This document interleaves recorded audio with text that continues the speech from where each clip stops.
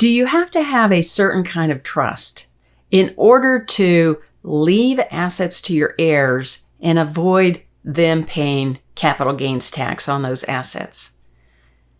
I'm asking this question because a client recently brought to my attention an article that's on the web, a blog written about the trust fund loophole, which basically implies that if you move assets into a trust and then your heirs inherit from that trust, that they get the step up in basis.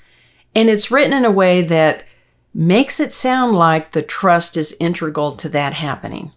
So since that's out there on the web, I want to talk about it and address the reality of the tax law and make sure that you understand the different ways that your heirs can inherit and when they do and when they don't get a step up in basis.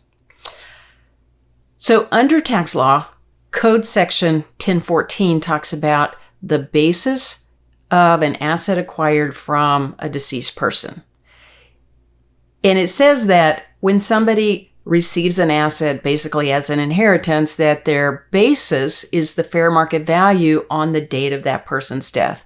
Now, it also provides for some alternative dates and some other things, but that's the basic rule.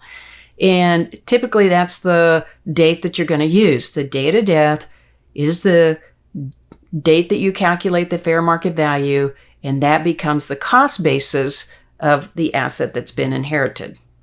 Now, let's say that you have a house that you bought as a rental decades ago, and you paid $75,000 for it, and it's now worth $475,000. If you sell it, you have a $400,000 capital gain to pay tax on, and you don't have any way of reducing that capital gain because it's not your personal residence. So you would owe tax on the full $400,000 of gain.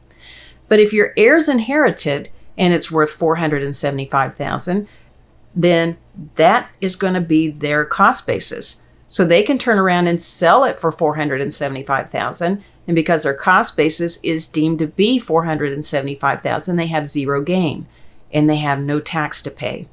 That is what we call the step up in basis, because generally assets are going up over time. The kind of assets that you would be investing in and leaving to your heirs would be real estate, stocks, bonds, other assets of that nature that are increasing over time. And so they're worth more than what you paid for them. When your heirs inherit them, the fair market value is higher than what you paid. And so they get that step up in basis. It can go the other way, because the law says it's the fair market value as of the date of death. So let's say you had a piece of commercial property that you had bought for $1 million, and on the date of your death, it was worth $800,000. And when it passed to your heirs, then the fair market value is $800,000. Then the cost basis for your heirs is going to be $800,000. That is the fair market value as of the date of death. They don't get to deduct that $200,000 loss that you had from the amount that you invested to the amount that it was on your date of death. So there's some tax planning that has to be done. If you have assets that have depreciated in value, maybe you want to trigger some loss so that you can actually take advantage of it versus leaving it for your heirs to get a step down in basis. But if you have assets that have appreciated, then you want to leave those to your heirs for them to get a step up in basis, and that eliminates the capital gains tax on that gain. It does not require a trust. It requires that it be an inherited property. A trust can be a way of getting that asset from you to your heirs. And it can allow the step up in basis, even though it's going through a trust, if that trust still has you in control of the asset. If it's a trust where you no longer have control of the asset, you've set up some kind of an irrevocable trust, and you've moved assets outside of your estate for other tax planning reasons, then that does not get the step up in basis at death, because you don't own it at your death. It's not going directly from you to your heirs at your death.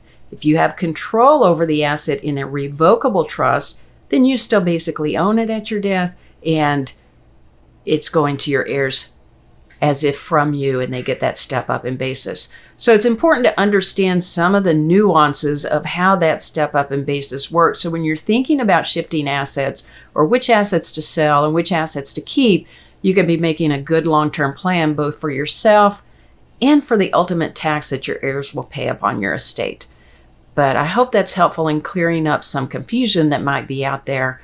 And again, if there's any questions or anything that I can help you with to be on your best path for retirement, send me an email. I'll answer those directly, and I look forward to seeing you in the next video.